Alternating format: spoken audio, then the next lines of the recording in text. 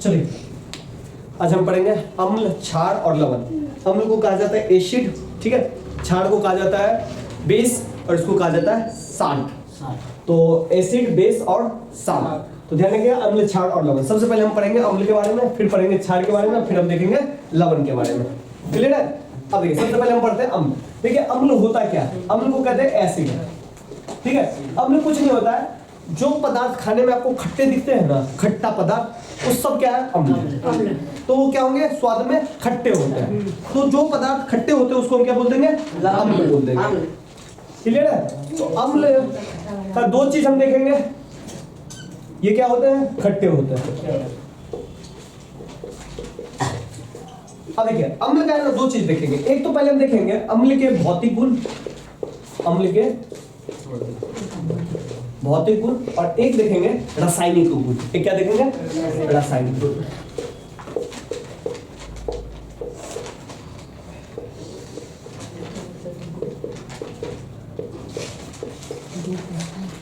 अब देखिए भौतिक गुण और रासायनिक गुण क्या होता है, इसको सबसे पहले समझिए। भौतिक चीज और रासायनिक चीज। भौतिक चीज वो क्रिया है जिससे फिर से वापस आप आ सकते हैं, ठीक है। लेकिन रासायनिक गुण में आप वापस नहीं आ सकते। जैसे पानी का वाटर बनना, वाटर का बर्फ बनना, ये भौतिक परिवर्तन है, ठीक है। पानी का फिर गैस बनना, ये क्या है? भौतिक परिवर्तन है। रासायनिक परिवर्तन क्या होता है? जैसे कागज को आप जला दिए, मोमबत्ती को जला दिए, लकड़ी को जला दिए, तो ये सब क्या हो रहा है? रासायनिक परिवर्तन। ये वापस आएगा? नहीं आएगा, समझे? तो ये होता है रासायनिक परिवर्तन। जैसे धातु पे, कोई लोहा पे जंग लग जाता है, इसको कहेंगे रासायनिक परिवर्तन। क्लियर है? तो किसी भी अम्ल के दो परिवर्तन देखेंगे। सबसे पहले दो गुण देखेंगे, एक तो भौतिक गुण इसका कैसा है और एक रासायनिक गुण कैसा है। तो देखिए भौतिक गुण कैसा होता है? भौतिक गुण इसका ऐसा है कि भैया स्वाद में खट्टे होते हैं। क्या होता है? स्वाद में ये खट्टे होते हैं, खट्टे। अब देखिए ये क्या करता है? नीले लिटमस को, नीले लिटमस, अब भैया लिटमस क्या होता है वो मैं बता दूंगा। नीले लिटमस को लाल में बदल देगा। लिटमस जो है ना, एक शैवाल होता है, लाइकेन जिसको कहा जाता है, लाइकेन से प्राप्त होता है, ठीक है। तो वो लाल, नीले को किस में बदल देता है? लाल में बदल देता है। तो जो चीज नीले लिटमस को लाल में बदल देगा उसको समझ जाइएगा वो क्या है? अम्ल है। क्लियर है? और सबसे इंपॉर्टेंट, जलीय विलयन में जब इसका जल का घोल बनाओगे ना, तो वो आपको H आयन देगा। क्या देगा? H ion. H आयन देगा, H+ देगा। क्लियर है? ये इसके क्या है? भौतिक गुण। जो चीज खट्टा हो, ठीक है, जल में H आयन दे, H+ आयन, और नीले लिटमस को लाल लिटमस में बदल देगा, तो उसको हम क्या बोलेंगे? अम्ल कहेंगे। ये सब क्या है? अम्ल के भौतिक गुण है। अगर पूछा जाएगा कि अम्ल किसे कहते हैं, तो ये तीन क्वालिटी बताइए, कहानी खत्म कीजिए, ठीक है। रासायनिक गुण देखिएगा तो रासायनिक गुण इसका थोड़ा सा ज्यादा अच्छा है, मतलब ज्यादा डिटेल से पढ़ना पड़ता है। रासायनिक गुण में क्या है कि अम्ल जो है ना, धातु के साथ अभिक्रिया करता है, धातु के साथ अभिक्रिया करता है, तो अभिक्रिया करता है और H2 निष्कासित करता है। H2 निष्कासित करता है। H2 निष्कासित का मतलब समझे? हाइड्रोजन गैस को निकालता है। जब कोई भी अम्ल जो है धातु के साथ अभिक्रिया करता है तो वो H2 निकालता है। जैसे इसका एग्जांपल है, जैसे HCl+Z है, तो बना जिंक क्लोराइड प्लस हाइड्रोजन। अब देखिए ये क्या है, पहले ये समझिए कि अम्ल, ये जो है ना, ये देख रहे हैं HCl, ये होता है अम्ल है आपका, समझे। और आप जानते हैं कि हमारे पेट में, जिसको अमाशय बोलते हैं, अमाशय से भी हमारा HCl निकलता है, और HCl कुछ नहीं है, अम्ल है, ठीक है। तो HCl क्या है? अम्ल है। जिंक क्या है? धातु है। धातु वाले चैप्टर में हम जानेंगे कि धातु अधातु क्या होता है। जब कोई अम्ल किसी धातु के साथ अभिक्रिया करता है तो देखो क्या निकल रहा है? H2। इसलिए मैं कह रहा हूं कि धातु के साथ अभिक्रिया करने पर, अम्ल जब धातु के साथ अभिक्रिया करता है तो क्या निकलता है? H2, हाइड्रोजन गैस निकलता है। क्लियर है? अब चलिए, अम्ल जो है धातु कार्बोनेट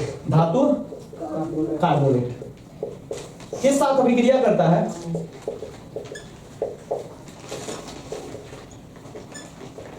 के साथ अभिक्रिया करता है, तो वो निकालता है CO2 निकालता है, CO2 निष्कासित करता है।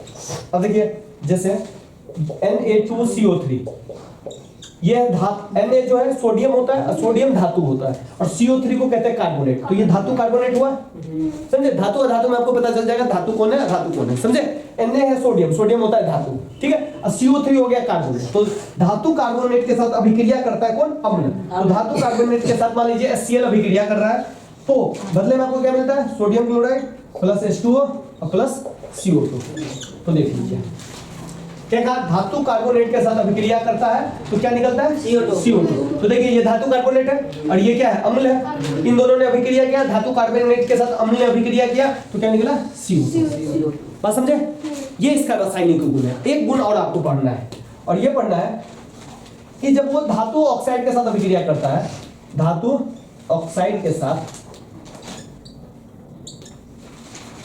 अभिक्रिया करता है तो वो बनाता है लवण और जल, लवण और जल बनाता है। अब देखिए लवण तो चूंकि हमको पढ़ना भी है, ठीक है, तो पहले ये बाद में हम देख लेंगे लवण और जल क्या कहते हैं।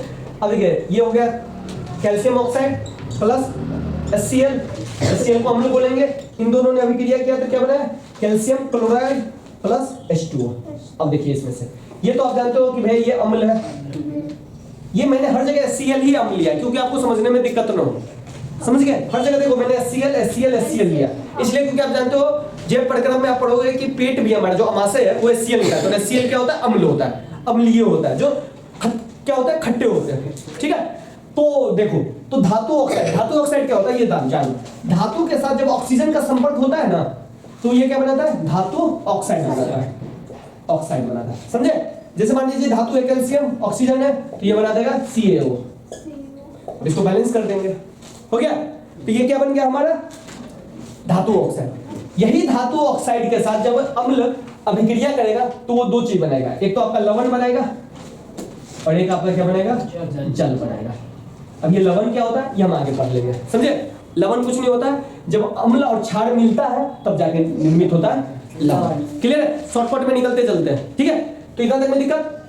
भौतिक गुण बड़ा आसान है, खट्टे होंगे, नीले को लाल में बदल देगा, जलीय विलयन में H+ आयन देता है। रासायनिक गुण में 3 याद रखना है, धातु के साथ अभिक्रिया करता है तो ये भैया H2 निकालेगा, ठीक है। धातु कार्बोनेट के साथ अभिक्रिया करेगा तो CO2 निकालेगा, और जब धातु ऑक्साइड से करेगा तो लवण और जल बनेगा। ये इसके रासायनिक गुण। क्लियर है इतना तक?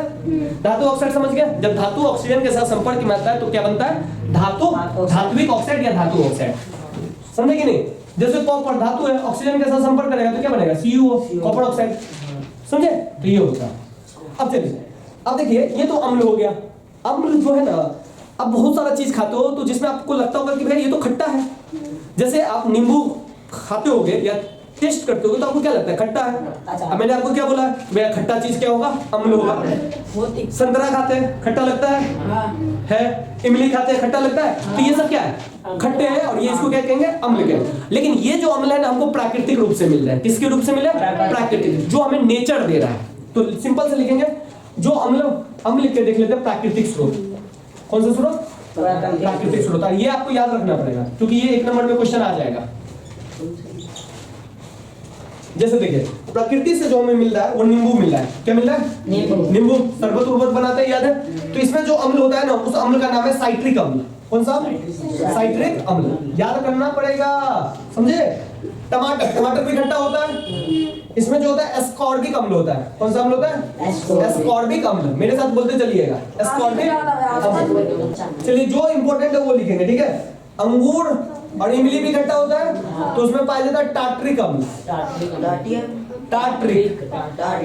टार्ट्रिक अम्ल। एक सिरका होता है जिसमें होता है एसिटिक अम्ल, एसिटिक अम्ल, एसिटिक अम्ल। और दूध में आया जाता है, दूध भी होता है तो दूध में पाया जाता है लैक्टिक अम्ल, लैक्टिक खट्टा होता है अम्ल, उतना भी खट्टा नहीं होता है। और सेब में पाया जाता है मेलिक अम्ल, दही में तो खट्टा होता है। हाँ, इसीलिए तो लैक्टिक के कारण होता है ना, मेलिक अम्ल। खट्टा का भी इंटेंसिटी होता है, ज्यादा खट्टा है कम खट्टा है पता नहीं चलेगा, ठीक है, तो वो मैं बता दूंगा। तो ये आपको थोड़ा सा याद करना पड़ेगा, ये 1 नंबर में एग्जाम में डायरेक्ट पूछ दिया जाएगा, ठीक है। 4 ऑप्शन दे दिया जाएगा, पूछेगा कि इमली में से कौन सा अम्ल है, तो कौन सा है, टार्ट्रिक अम्ल है, ठीक है। सेब में कौन है, मेलिक अम्ल है, क्लियर। अंगूर में तो बताइए, टमाटर में कौन सा है, तो एस्कॉर्बिक अम्ल है। 1 नंबर में पूछ देगा, तो ये आपको याद रखना पड़ेगा। अम्ल में समझ गए, कोई दिक्कत इसमें नहीं। चलते हैं अब आगे बढ़े। अम्ल के जो होते हैं 4 प्रकार होते हैं, और ये 4 प्रकार जो है थोड़ा जो यूज का है ना वही हम बता रहे, ठीक है। एक होता है प्रबल अम्ल, प्रबल अम्ल। एक होता है दुर्बल अम्ल, दुर्बल अम्ल। एक होता है सांद्र अम्ल, सांद्र। और एक होता है तनु, तनु अम्ल, तनु अम्ल, सांद्र अम्ल। क्लियर है?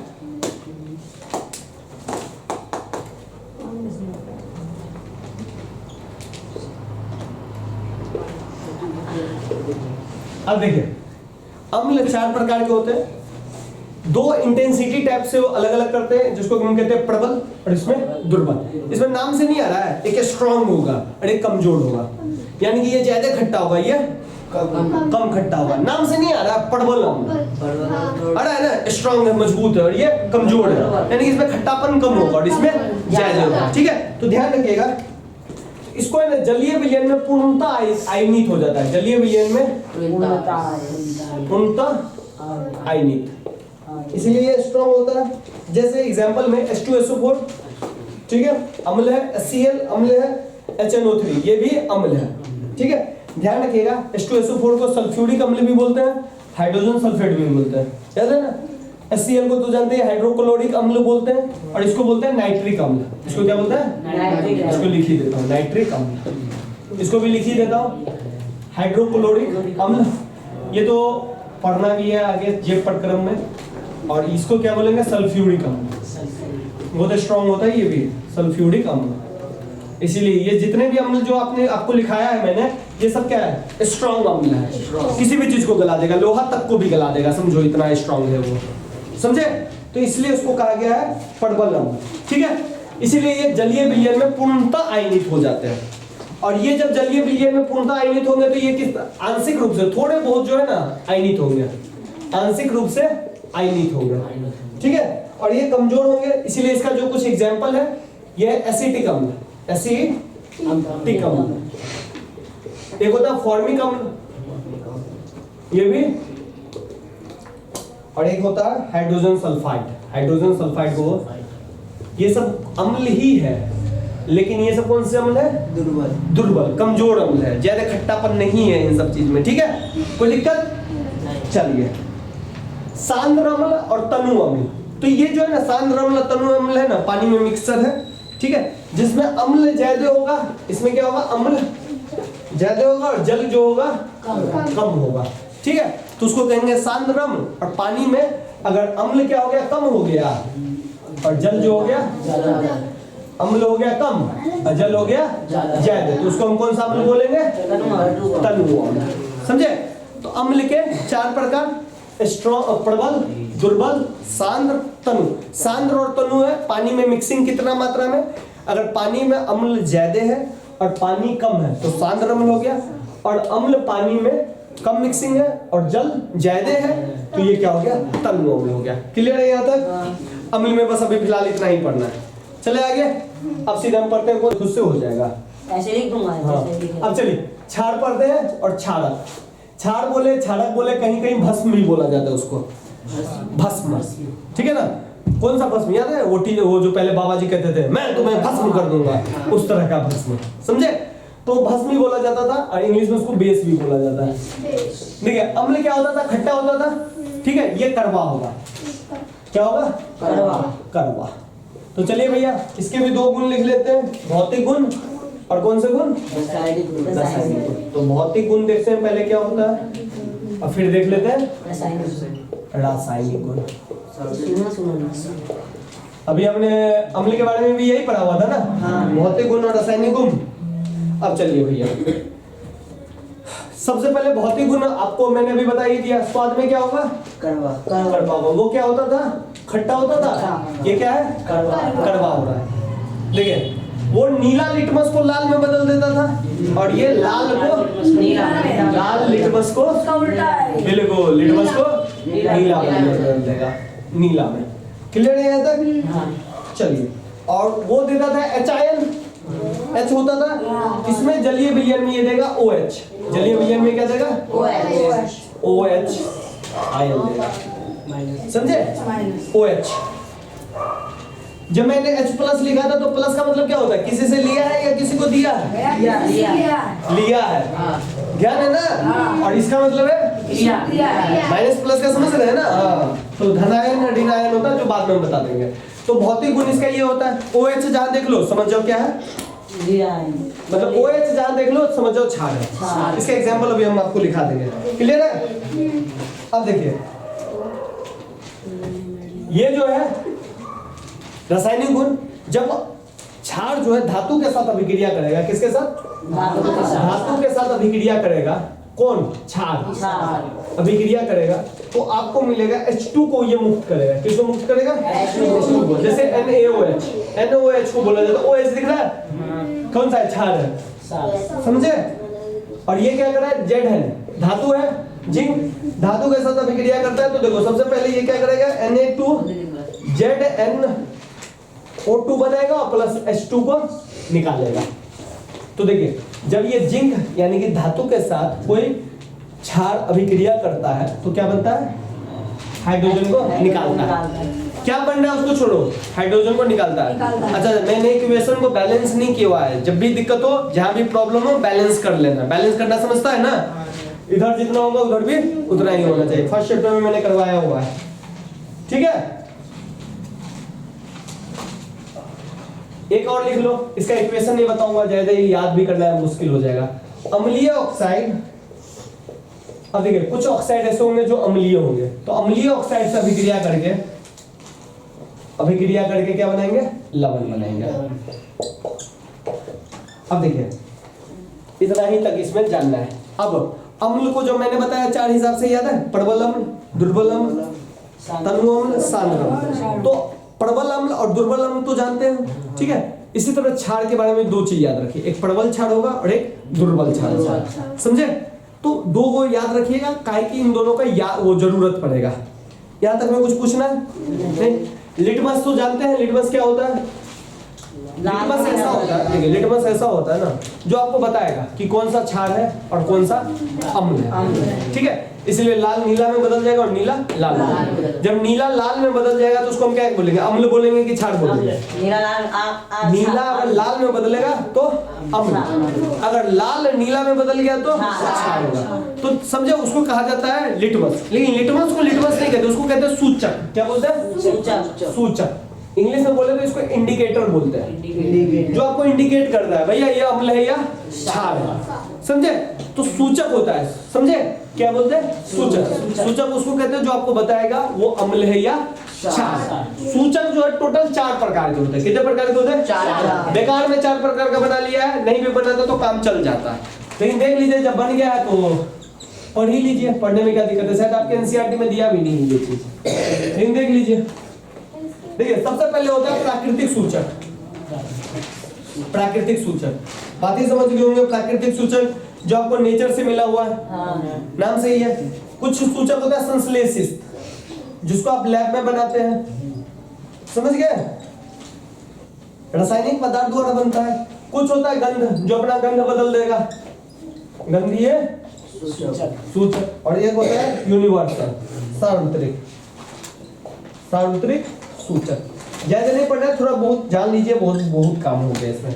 देखिए ज्यादा नहीं बताएंगे इसमें, थोड़ा बहुत जान लीजिए। देखिए प्राकृतिक सूचक नाम से ही है, जो आपको प्रकृति देता है उसी को हम कहेंगे प्राकृतिक सूचक।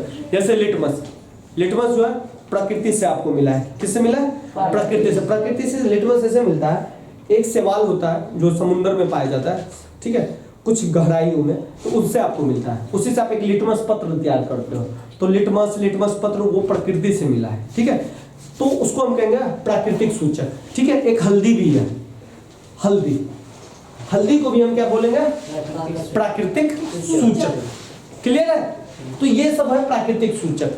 संश्लेषित सूचक उन सूचक को कहेंगे जिसको लैब में तैयार किया जाता है, ठीक है? किसमें तैयार किया जाता है? लैब में तैयार किया जाता है, ठीक है? और गंधीय सूचक क्या होगा? ये जो है ना, गंध जो है उसका बदल जाएगा, या तो अम्ल में अम्ल होगा तो उसका गंध बदल जाएगा, या क्षार होगा तो इसका बदल जाएगा, ठीक है? और ये जो है ना सार्वत्रिक सूचक पीएच स्केल को कहते हैं, जो कि पीएच स्केल हम आगे पढ़ेंगे। और ये पीएच स्केल है ना, आपको बता देगा कि भैया अम्ल है या क्षार है। जब पीएच स्केल पे आएंगे तब हम बात करेंगे। क्लियर है? कोई दिक्कत? तो अम्ल समझ गए, क्षार समझ गए, अब डायरेक्ट किस पे आते हैं? लवण पे। चले देखिए भैया, लवण, लवण कुछ नहीं होता है, जब अम्ल और क्षार मिक्स होता है, अम्ल और क्षार जब मिक्स होता है तो भी क्या बनता है? लवण। बस लवण भी बनता है और जल भी बनता है, लेकिन हमको ध्यान रखना है कि अम्ल और क्षार जब मिलता है तो क्या बनता है? लवण मिलता है। क्लियर है? कोई दिक्कत है तो बता दीजिए, नहीं ना? तो जैसे लवण में हम क्या बोलेंगे? नमक। एग्जाम्पल ले लेते हैं, नमक लवण होता है, ठीक है? कैल्शियम क्लोराइड, कैल्शियम क्लोराइड ये भी क्या होता है? नमक होता है, लवण होता है। सोडियम कार्बोनेट, सोडियम कार्बोनेट ये भी क्या होता है? लवण होता है। ठीक है? जब अम्ल और क्षार मिलता है तो उसको क्या बोलते हैं? लवण बनता है। क्लियर है? कोई दिक्कत है तो बताइए। नहीं, अब देखिए अम्ल के बारे में थोड़ा सा मैं बता देता हूँ, क्षार के बारे में भी, तो लवण समझ जाइएगा। पेट में कभी कभी अपच बन जाता है, गैस बनता है, जिसमें खट्टा खट्टा ढकार आता है, ऐसे करते हैं ढकार, तो उसमें कुछ नहीं होता। आपका पेट है ना, HCl निकालता है, पेट नहीं अमाशय, जिसको उदर भी बोला जाता है। क्या बोला जाता है? उदर बोलो, अमाशय बोलो। तो कभी कभी है ना HCl ज्यादा निकल जाता है, तो उससे क्या हो जाता है? अपच बन जाता है। क्या बन जाता है? अपच। अब उस अपच, HCl क्या होता है? अम्ल होता है। HCl क्या है? अम्ल है। अब जाते हो मार्केट में और क्या खरीदते हो? इनो। इनो कुछ नहीं है, इनो को कहा जाता है मिल्क ऑफ मैग्नीशिया। ये जो है अम्ल नहीं कुछ होता है, क्षार होता है।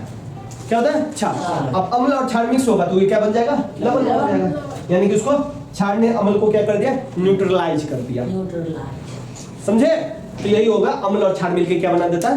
लवण बना देता है। कोई दिक्कत है तो बता दीजिए ब्रो, है ना? चले अब देखिए लवण के बारे में क्या है, तो लवण तो समझ ही गए। अच्छा, लवण का एक एग्जांपल देख लीजिए, इक्वेशन देख लीजिए, NaOH, सोडियम हाइड्रोक्साइड। दिख रहा है? या अम्ल है या वो है? क्षार है? क्षार है। OH है ना, हाइड्रोक्साइड, मैंने बताया था ना, सोडियम हाइड्रोक्साइड क्या है? क्षार है, क्षार है। और ये जो है ना HCl के साथ मिक्स हुआ, HCl क्या है? अम्ल है। तो ये देखो दोनों ने मिलकर क्या बनाया? NaCl, sodium chloride plus H2O। यही हो गया। तो अम्ल और क्षार जब मिले तो उन्होंने लवण बनाया। लवण वही लवण है जो नमक कहते हैं, वही नमक आप खाते हो, NaCl। नमक बनता है और H2O बनता है। ठीक है? कोई दिक्कत है ये? तो देखो लवण जो है ठोस अवस्था में मिलता है। किस अवस्था में मिलता है? ठोस अवस्था में मिलता है। ये ध्यान रखिएगा, थोड़ा सा इंपॉर्टेंट है। जरूरी नहीं ठोसी अवस्था में मिलता है, लेकिन चलिए अब देखिए, अम्ल जो होता था ये तो खट्टा होता था, और क्षार क्या होता था? कड़वा होता है। लेकिन ये जो होगा ना उदासीन होगा। उदासीन का मतलब नहीं मतलब है भैया हमको खट्टा हो नहीं मतलब है, कड़वा हो नहीं मतलब है। कुछ लड़का तो देखते हैं ना, जिसको आप डांट दो फिर भी मार दो फिर भी कितना गुदगुदी भी लगा लो फिर भी कुछ लड़का का रिएक्शन होता है ना बड़ा बड़ा, जैसे चाहे उसको डांटो, मारो, हंसाओ, खिलाओ, कुछ भी एक ही रिएक्शन रहता है। तो वो भी लवण वही है, एक ही रिएक्शन। और उससे एक रिएक्शन को क्या कहते हैं? उदासीन। समझे? तो उदासीन का मतलब ये है कि लाल और लिटमस पेपर और नीले लिटमस पेपर में कोई भी परिवर्तन वो नहीं करता है। परिवर्तन होगा? नहीं होगा। तो न लाल को नीला में बदलेगा, न नीला को लाल में बदलेगा। जब न लाल को नीला में बदलेगा, न नीला को लाल में बदलेगा, न लाल को नीला में बदलेगा, तो इसको हम कहेंगे ना तो ये अम्लीय है ना ये क्षारीय। समझे? इसी को कहा जाता है उदासीन। क्लियर है? कोई दिक्कत नहीं। अब देखिए मैंने आपको क्या बोला कि भैया अम्ल और क्षार मिलेगा तो क्या बनेगा? लवण बनेगा। मैंने बोला अम्ल और क्षार मिलेगा तो क्या बनेगा? लवण मिलेगा। अब मैंने आपको बताया कि भैया अम्ल तो है चार हिसाब से, लेकिन दो आपको याद रखना है। एक अम्ल होता है प्रबल अम्ल, एकदम स्ट्रॉन्ग हट्टा कट्ठा, और एक जो होता है अम्ल होता है एकदम दुर्बल कमजोर सा, राजपाल यादव की तरह, और एक है खल्ली की तरह। उसी तरह क्षार भी होता है, एक खल्ली की तरह और एक राजपाल यादव की तरह, प्रबल और दुर्बल। तो भाई प्रबल और प्रबल जुड़ेगा, दुर्बल भी जुड़ेगा, प्रबल दुर्बल भी जुड़ेगा, प्रबल भी जुड़ेगा, तभी ना। समझे कि नहीं समझे? अब जैसे देखिए नहीं समझे तो प्रबल अम्ल है, एक प्रबल अम्ल है, अरे कौन सा अम्ल है? दुर्बल अम्ल है। इसी तरह एक प्रबल क्षार है और एक दुर्बल क्षार है। यही है ना? तो मैं देखो तो कैसे कैसे मिक्सिंग हो गई। एक बार तो इससे मिक्सिंग करेगा ये, और एक बार इससे मिक्सिंग करेगा, एक बार ये इससे मिक्सिंग करेगा, और एक बार इससे मिक्सिंग करेगा। नहीं अम्ल थोड़े मिक्सिंग करेगा। ये तो हो ही गया। ये भी हो गया, ये भी हो गया, एक और होगा, ये ऐसे मिक्सिंग करेगा, समझे? टोटल 4 टाइप से मिक्स करेगा। अब जैसे देखिए, नहीं समझ में आ रहा होगा नहीं ये कि भैया आपने क्या बना दिया, कोई दिक्कत नहीं, नहीं समझ में आया तो कोई बात नहीं। जैसे मान लो परवल अम्ल मिलेगा, क्या मिलेगा, परवल क्षार मिलेगा। तो भैया देखो दोनों स्ट्रॉन्ग स्ट्रॉन्ग लड़ेगा, दोनों ढेर हो जाएगा, अम्ल और क्षार मिलके क्या बना देगा, लवण। कोई दिक्कत है? दिक्कत तो बोल दो, है ना? तो ये जो लवण बनेगा ना, तो ये लवण होगा उदासीन, समझे? क्योंकि देखो ना, ये परवल तो अपने आप को ही एक दूसरे को मार देगा, और आप जानते हो भैया अम्ल और क्षार क्या बन जाएगा, लवण, और ये लवण बनेगा उदासीन लवण। ठीक है, आगे चले। अब देखिए दुर्बल क्षार, सॉरी दुर्बल अम्ल और दुर्बल क्षार। कमजोर आदमी लड़ेगा तो वो भी क्या बनाएगा, उदासीन उदासीन हो जाएगा कि नहीं हो जाएगा? कोई किसी पे भारी पड़ेगा नहीं पड़ेगा, तो ये भी क्या हो जाएगा, उदासीन हो जाएगा। अब आते हैं टक्कर का, बुलाते हैं प्रबल अम्ल, अरे बुलाते हैं कमजोर, दुर्बल क्षार। प्रबल एगो स्ट्रॉन्ग है और एगो कमजोर है, तो इस पे ये हावी हो जाएगा या इस पे ये हावी हो जाएगा? एकदम स्ट्रॉन्ग आदमी कमजोर आदमी पे हावी होगा, देगा घूस देगा ना, तो इसको हम कहेंगे अम्लीय लवण ना। तो ये लवण तो है, लेकिन किस तरह का लवण है, अम्लीय लवण है। क्यों ये अम्लीय लवण है? क्योंकि प्रबल अम्ल था। ये बात समझे? इतना गुस्सा लात मारा क्षार को, क्षार का भैया छोड़ दो हमको, लवण तो बनेगा लेकिन तेरा भी गुण आएगा उसमें, समझा? क्लियर है? अब आएगा दुर्बल अम्ल और ये आ जाएगा प्रबल क्षार। अब ये क्षार कहेगा बेटा पिछली बार तो मेरे भाई को तूने बहुत धोया था, इस बार मैं तुझे धोऊंगा, और धोया उठा के पटके धोया, तो ये बन गया आपका क्षारीय लवण। क्लियर है? अब देखिए 4 कंडीशन बनेंगे, 2 कंडीशन में तो उदासीन लवण बन गया, और एक कंडीशन में क्षारीय लवण बना, और एक कंडीशन में उदासीन लवण अम्लीय लवण बना। अब देखिए अम्ल और क्षार क्या होता है, एक पीएच स्केल होता है, समझे? इसमें गिनती होती है 1 से 14 तक, 2 3 4 5 6 7 8 9 10 11 14 तक मान लेते हैं। 7 पे जो पॉइंट आ गया ना, इसको उदासीन बोला जाता है। क्या बोला जाता है? उदासीन। नहीं ये अम्ल है, नहीं ये क्षार। इंसान के लिए कहा जाता है ये उदासीन होना चाहिए, ठीक है? 7 से जो नीचे आएगा उसको बोलेंगे अम्लीय, और जो 7 से ऊपर जाएगा उसको क्या बोलेंगे, क्षार। क्लियर है? अब मैं आपसे जो पूछ रहा बताइएगा, कौन कहाँ पे आएगा, बता दो। उदासीन लवण कहाँ पे आएगा? इधर आएगा, इधर आएगा, इधर आएगा, ठीक? बस ये बोला है 7 पे आएगा, 7 से छोटा आएगा, 7 से बड़ा होगा, ठीक है? चलिए क्षारीय लवण 7 से बड़ा, लेकिन ध्यान रखिए 7 से बड़ा 14 पे नहीं जाएगा, 7 और 8 के बीच में, 7 और 9 के बीच में, क्योंकि लवण है ना, तो लवणता बढ़ना लगेगा, 7 पर रखेगा, लेकिन थोड़ा सा इधर झुक जाएगा, समझ गए? सिर्फ क्षार रहेगा तो उदासीन तो ही है, 7 पे रहेगा। क्षार रहेगा तो कहीं उसमें भी मैंने क्या बोला, प्रबल और दुर्बल होता है ना।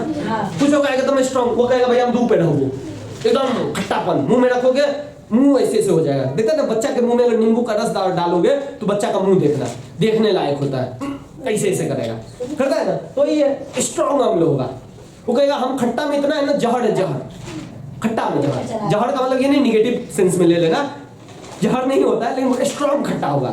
इमली खाते हो तो देखो ना मुंह में डालते मात्र मुंह कैसा हो जाता है, समझे? अनार खाते हो तो खट्टा तो लगता है, लेकिन कहोगे हम यार कंट्रोल वाला खट्टा है। सेब भी खाते हो तो ऐसे करते हो नहीं, खट्टा लगता है लेकिन थोड़ा सा लगता है। कुछ खाते हो तो मुंह का जो बनता है ना इमोजी की तरह बन जाता है।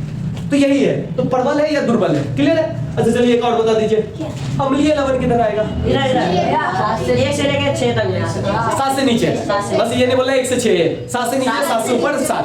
क्लियर है? कोई दिक्कत है तो बता दीजिए ब्रो। नहीं ना? नहीं है। देखिए प्रबलता कुछ नहीं होता है, स्ट्रॉन्ग जो मैंने बताया ना, प्रबल दुर्बल सिंपल है। H आयन या OH आयन कितना दे रहा है, ज्यादा संख्या में दे रहा है तो ज्यादा प्रबल, कम संख्या में दे रहा है तो कम प्रबल, समझे? कम संख्या में दे रहा है तो दुर्बल हो जाएगा, ज्यादा संख्या में दे दिया तो प्रबल हो जाएगा, स्ट्रॉन्ग हो जाएगा। क्लियर है? तो भैया अम्ल समझ गए, क्षार समझ गए, लवण समझ गए, कोई दिक्कत है तो बोल दीजिए। नहीं ना? अब देखिए होता कुछ नहीं, अभी आप लोगों ने ये जो समझा ना, यही होता है पीएच स्केल। 3 चीज होता है, तो आयन की सांद्रता ज्ञात करने के लिए कि किसी भी बिलियन में आयन की सांद्रता क्या है, उसको ज्ञात करने के लिए पीएच स्केल बनाया गया, जो 1 से 14 तक की गिनती पे होता है। एक स्केल होगा, जो 7 से नीचे होगा उसको अम्लीय कह देंगे, 7 से ऊपर को क्षारीय बोल देगा, जो 7 पे होगा उदासीन होगा। क्लियर है? अब हम देखते हैं कि इस पीएच स्केल का आपके जीवन में कोई महत्वपूर्ण योगदान है या नहीं। क्या ऐसे ही होता है पीएच स्केल? तो देखते हैं आपके बुक में 4-5 महत्व। पीएच क्या है ये समझ गया ना? स्केल है जो ये बताता है कि क्षार अम्लीय है, क्षारीय है या उदासीन है। शुद्ध पानी कोई कितना पे होगा? 7 पे या 7 से नीचे या 7 से ऊपर? शुद्ध पानी 7 पे। शुद्ध पानी समझे?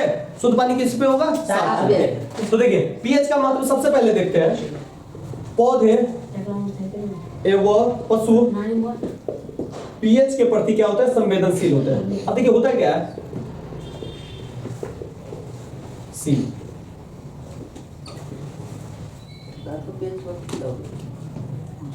अब देखिए ये जो पौधे या पशु अगर मैं बोल रहा हूं तो इसमें इंसान भी ले लेना, ठीक है ना?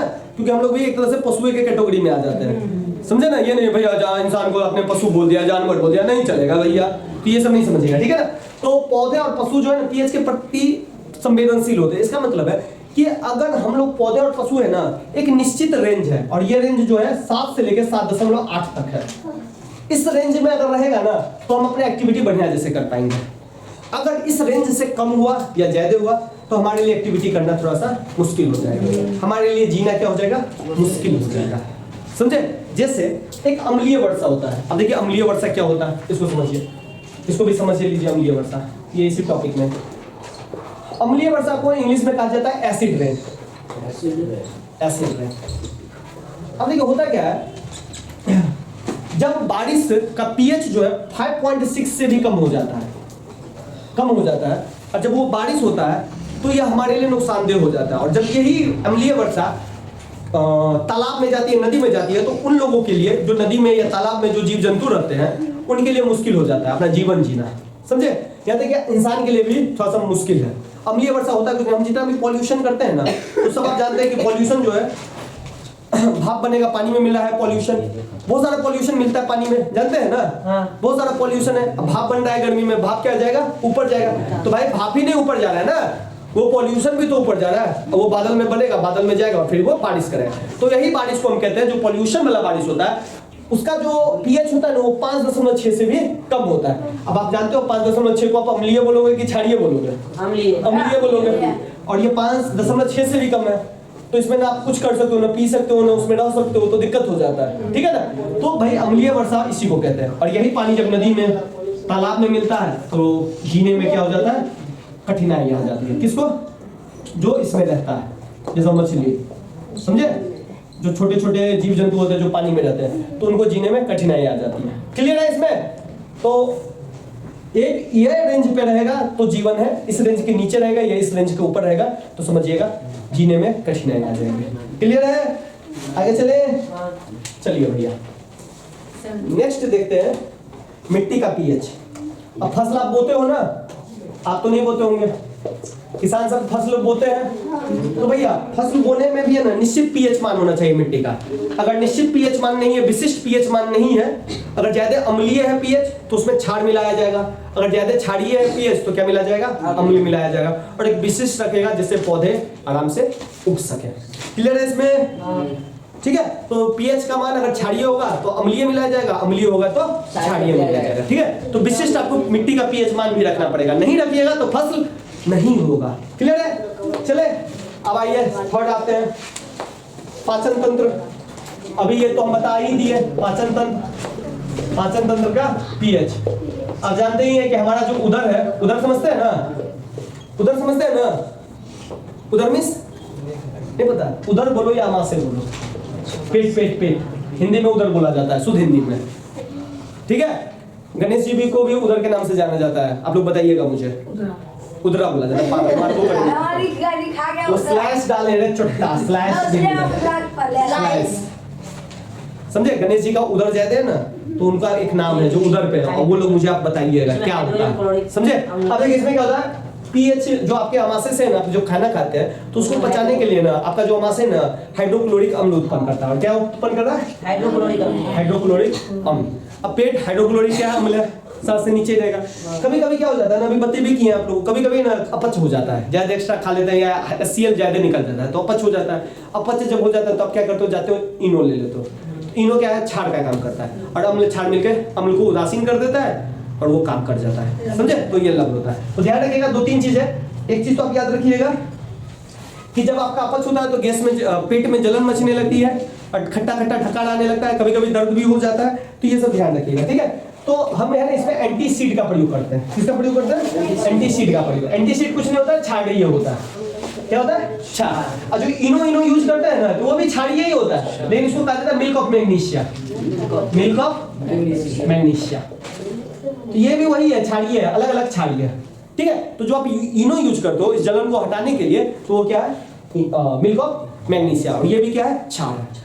अभी आपने पढ़ा ना, जब अम्ल और लवण, अम्ल ज्यादा होगा तो लवण का छोका मारो, और लवण क्षार ज्यादा हो गया तो किसको मारो?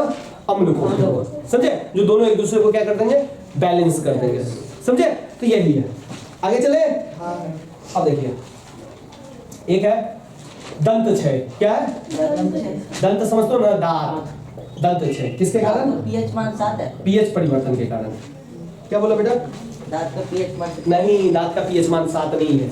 अगर मुंह में जो लार निकलता है, अगर उसका पीएच मान 5.5 से कम है, तो आप जान लीजिए कि आपके शरीर का सबसे मजबूत भाग जो होता है ना, सबसे कठोर, जिसको आप हथौड़ी से मार मार के भी नहीं तोड़ सकते हो, ऐसे टूट जाएगा। अब आ जाओगे तो टूट जाए करे, आपको हाइड्रोक्लोरिक प्रेशर में डाल देंगे, लो सब टूट जाएगा, तो तोड़े दोगे। लेकिन ऐसे नॉर्मली शरीर का जो सबसे मजबूत पार्ट होता है उसको कहा जाता है इनेमल, जो दांत का ऊपरी परत जो देखते हैं ना उस पर चढ़ा होता है। लेकिन मुंह का पीएच मान अगर 5.5 से कम हुआ, यानी कि मुंह का पीएच मान अम्लीय ज्यादा हो गया, तो दांत क्या होगा? इनेमल झड़ने लगेगा, खराब होने लगेगा। क्या होने लगेगा? खराब होने लगेगा। तो ठीक है, तो आपको थोड़ा सा मुंह का मान पीएच मान ज्यादा नहीं कम होना चाहिए। अगर हो रहा है तो आपको इसके प्रयोग के लिए क्या करना पड़ेगा? जो आप दंतमंजन करते हो वो दंतमंजन कैसा होना चाहिए? क्षारीय या अम्लीय? अम्लीय। अच्छा, आपके मुंह का मान अम्ल हो रहा है, क्षारीय। बाहर मतलब ज्यादा क्षारीय करना पड़ेगा ना बेटा। अम्लीय के चक्कर में खराब हो रहा है ना आपका दांत, तो दंतमंजन किससे करोगे? क्षारीय से। तब ना ये दोनों एक दूसरे को क्या करेंगे? कंट्रोल करेंगे, समझे कि नहीं समझे? अम्ल क्षार को कंट्रोल करता है, क्षार अम्ल को कंट्रोल करता है। मुंह अम्लीय हो रहा है तो मुंह में और अम्ल घुसाएंगे कि क्षार घुसाएंगे? हाँ, तो ध्यान रखिएगा, ठीक है? कोई दिक्कत? अब देखिए, एक और टॉपिक बचा हुआ है इसी में, एक लास्ट पॉइंट है, लास्ट नहीं है।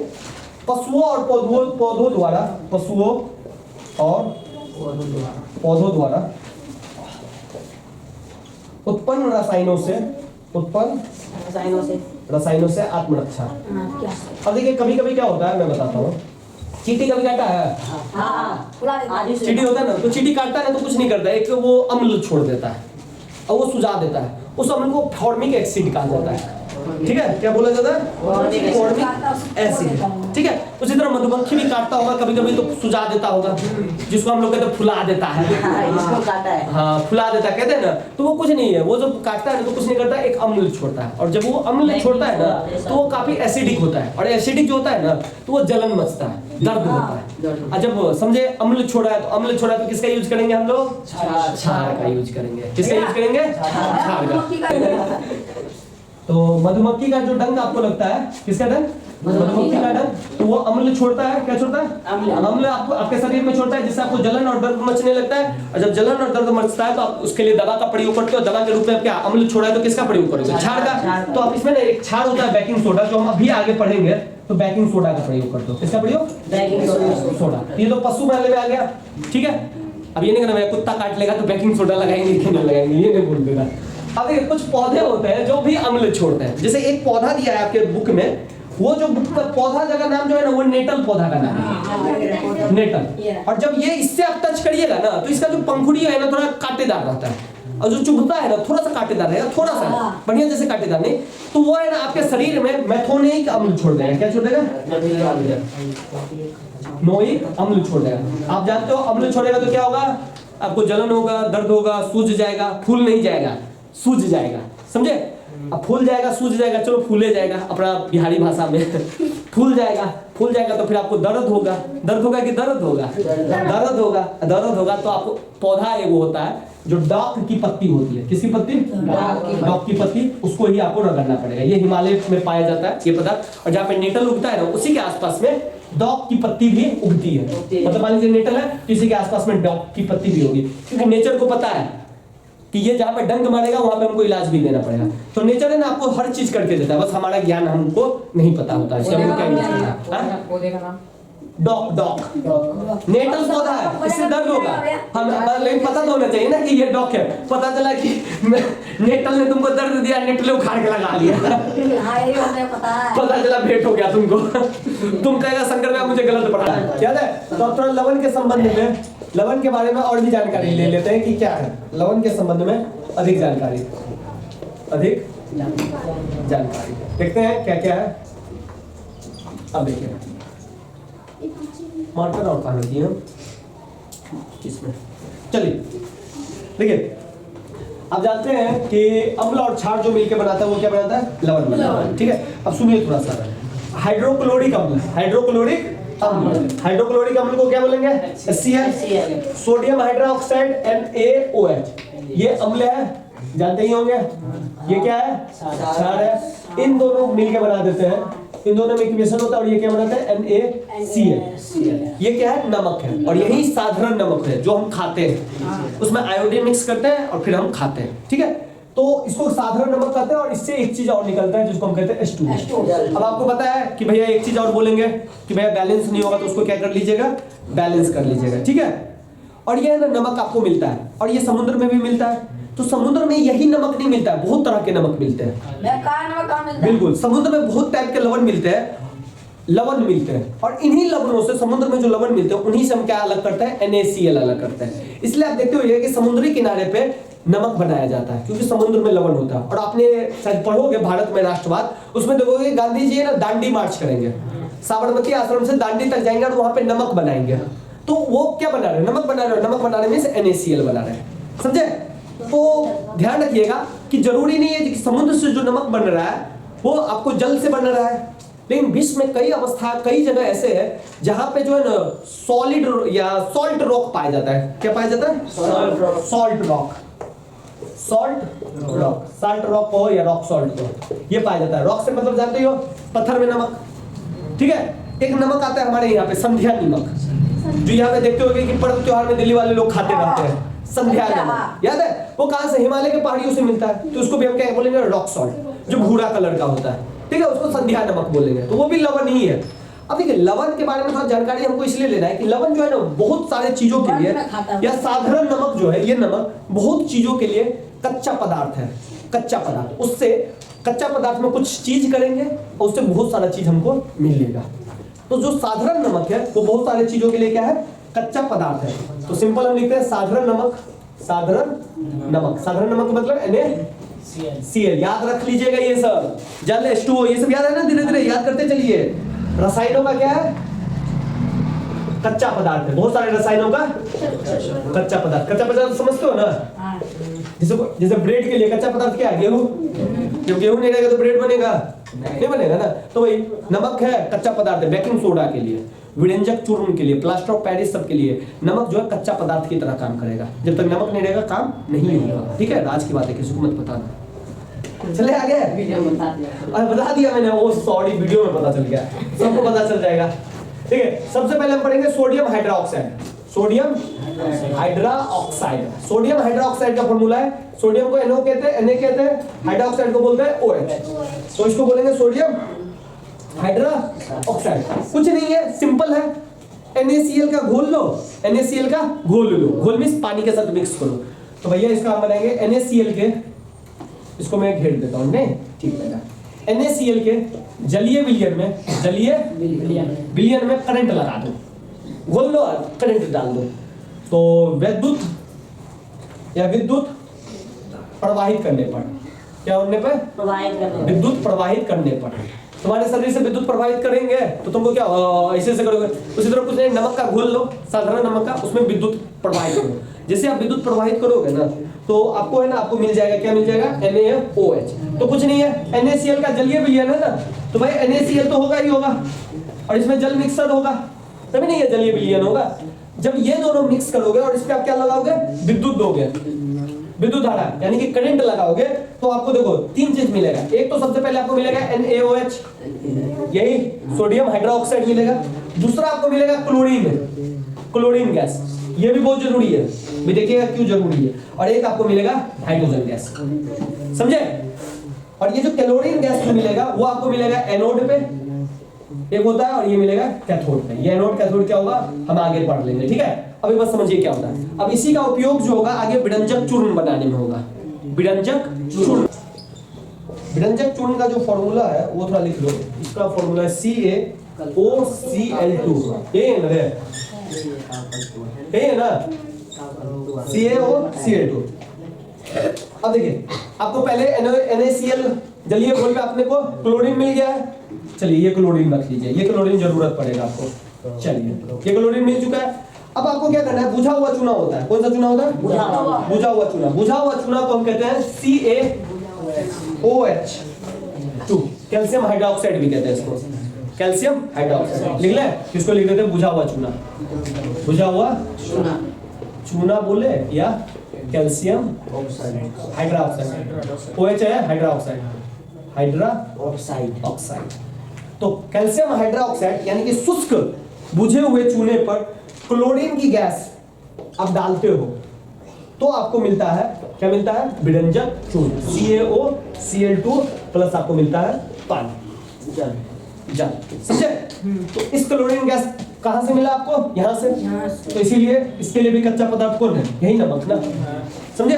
तो ये आपको मिलता है विरंजक चूर्ण। कोई दिक्कत है तो पूछ लीजिए। नहीं चले आगे, कोई दिक्कत है इसमें?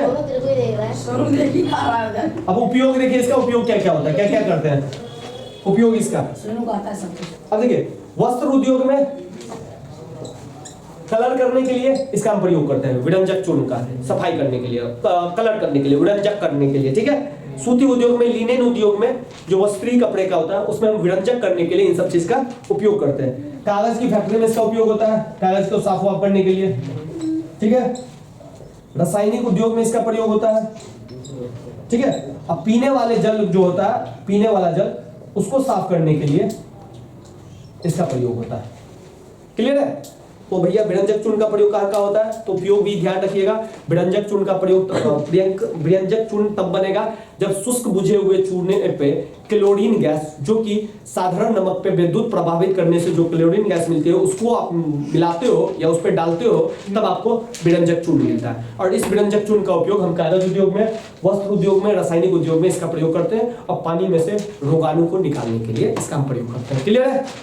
तो भैया ये सब आपको याद रखना पड़ेगा, ये सब मैं अगली बार पूछूंगा, सूत्र सब, ठीक है। थर्ड है बेकिंग सोडा। इसलिए मैंने आप लोगों को ना थोड़ा सा टाइम दे दिया था, रेस्ट कर लीजिए। बेकिंग सोडा, बेकिंग सोडा को बेकिंग सोडा भी बोलते हैं, और एक नाम और है sodium hydroxide, sodium hydrogen carbonate. क्या है? Hydrogen carbonate. इसका जो सूत्र है वो लिख लो, इसका जो सूत्र है वो है NaHCO3। सोडियम मैंने हाइड्रोजन, CO3 को कार्बोनेट बोलते हैं, ठीक है। अब देखिए ये कैसे बनेगा।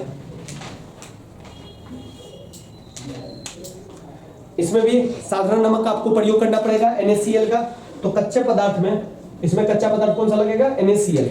कच्चे पदार्थ में NaCl का उपयोग कर। NaCl किसको कहते हैं? नमक को उपयोग करके। तो देखो कैसे होगा NaCl, ठीक है। इसमें जल मिलाओ, इसमें कार्बन डाइऑक्साइड मिलाओ, और इसमें अमोनिया मिला दो। NH3 को क्या बोलते हैं? अमोनिया।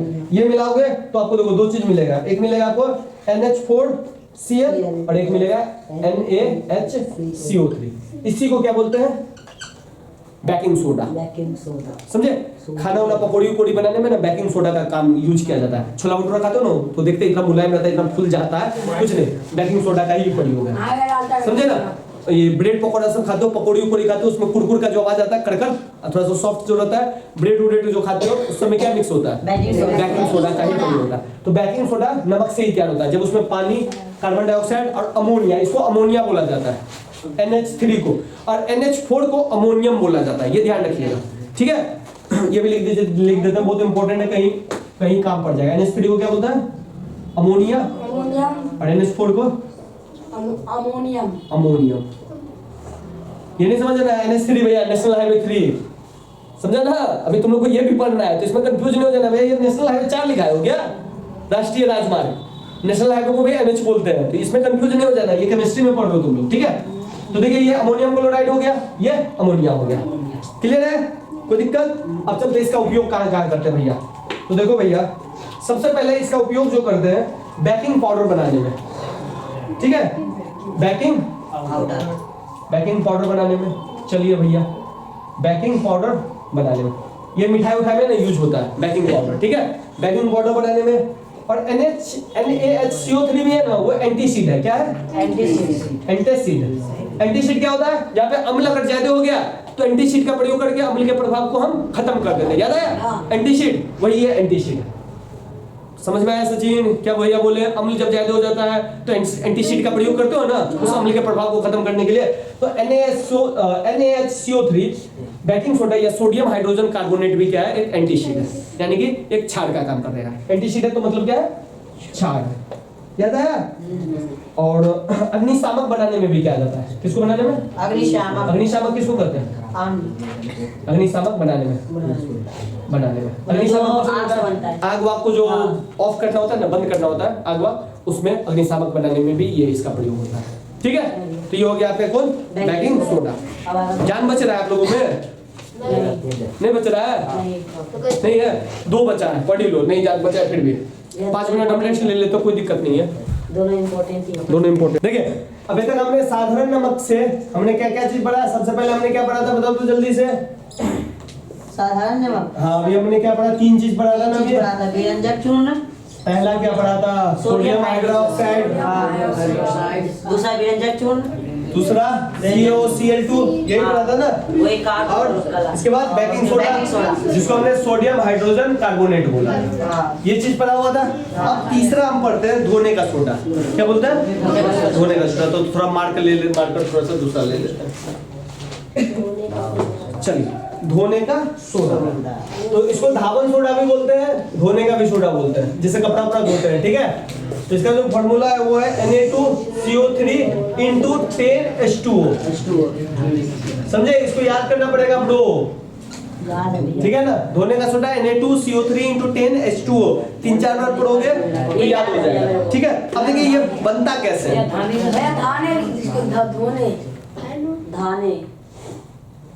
धोने, ठीक है, धोने, ठीक है, धोने का सोडा Na2CO3 into 10H2O, ठीक है। कुछ नहीं है, बेकिंग सोडा को गर्म करते हैं और सोडियम कार्बोनेट मिलता है।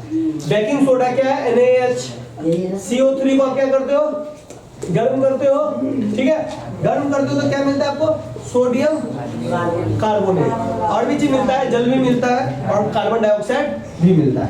अब देखिए इसको, ये जो आपको मिला है Na2CO3, इसको फिर से आप क्या करते हो, क्रिस्टलीकरण करते हो, क्या करते हो, क्रिस्टलीकरण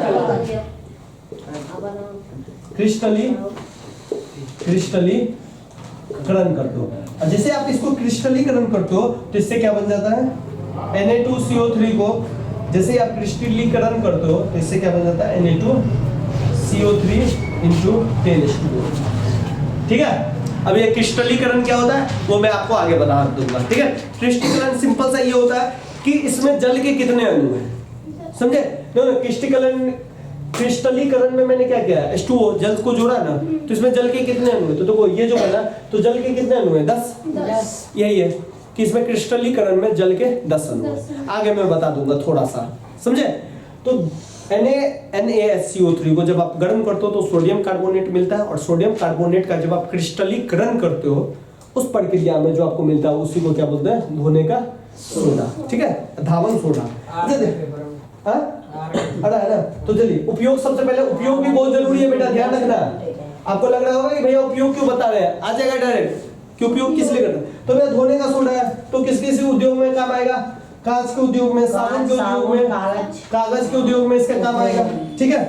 एक बोरेक्स होता है उसके उत्पादन में आता है, घरों में साफ सफाई के लिए उपयोग होगा, साफ सफाई के लिए भी उपयोग होता है। और जल की अस्थायी कठोरता को कम करने के लिए, जल की अस्थायी कठोरता को कम करने के लिए, कोई दिक्कत नहीं। तो भैया धोने का सोडा इसलिए किया जाता है, धोने का सोडा कुछ और नहीं समझना, कुछ और धोने के लिए, समझा कि नहीं समझा। कपड़ा नहीं धो सकते। हाँ कपड़ा धो ना, कुछ और चीज नहीं धो लेना कि भैया सुबह सुबह जाएंगे वो भी धो लेंगे, वो सब नहीं होना चाहिए। सचिन समझा सब सचिने पे आ जाता है। अगर सुनाना फिर हो जाए तो चलो दो जगह से उठा वही तो यार, नाक नहीं खोले के लिए साफ हो जाएगा। चलो अब बनते हैं प्लास्टर ऑफ पेरिस। प्लास्टर और पेरिस। प्लास्टर ऑफ पेरिस कुछ नहीं है, नहीं कहते हैं कि घर में पीओपी करवाना है, हाँ। इसी को कहते हैं शॉर्टकट में बोलते हैं POP. POP. Plaster of Paris.